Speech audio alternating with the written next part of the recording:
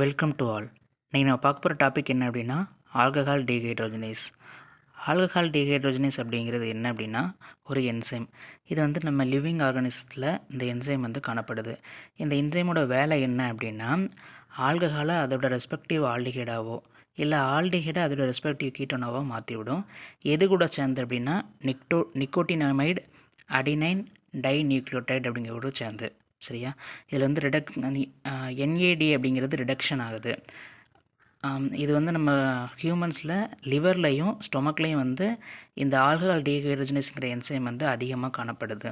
இப்போ நம்ம சாப்பிடக்கூடிய பொருட்கள்லேருந்து ஆல்கஹால் ஏதாவது ஜென்ரேட் ஆச்சு அப்படின்னா அந்த ஆல்கஹாலை எதாவது மாற்றி விடணும்னா அதோட ரெஸ்பெக்டிவ் ஆல்டிஹைட்ஸாக மாற்றி விடும். இல்லை அப்படின்னா நம்ம இந்த ஆல்கஹால் குடிக்கும்போது எத்தில் ஆல்கஹால் அதெல்லாம் ஆல்கஹால் குடிக்கும்போது அந்த ஆல்கஹாலை வந்து எதாவது மாற்றி விடணும்னா அஸ்டால்டிஹைடாகவும் என்ஏடிஹெச் அப்படிங்கிறது செல்லுக்கு எனர்ஜி தரக்கூடிய ஒரு காம்பவுண்டு அதாவது என்ன செய்யுதுன்னா மாற்றி விடுது.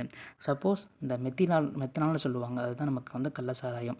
அதை வந்து நம்ம அருந்தும்போது ஸோ அது ஏதாவது மாறுதுன்னா ஃபார்மால்டிஹைடு. இந்த ஃபார்மால்டிஹைடு உணவுப் பொருட்களை பதப்படுத்தி வைக்கிறதுக்கு அந்த மாதிரி இதுக்கு யூஸ் பண்ணுவாங்க. ஸோ அது வந்து லிவர்லையும் ஸ்டொமக்லேயும் ஃபார்ம் ஆகும்போது அதோட செயல்களை செய்ய விடாமல் அதை அப்படியே தடுத்து நிறுத்திடுது. ஸோ அதனால் கள்ளச்சாராயம் அந்த மாதிரிலாம் குடிக்கிறவங்களுக்கு மரணம் ஏற்படுது. இந்த மாதிரி சுவாரஸ்யமான தகவலோட நெக்ஸ்ட் வீடியோவில் சந்திக்கிறேன்.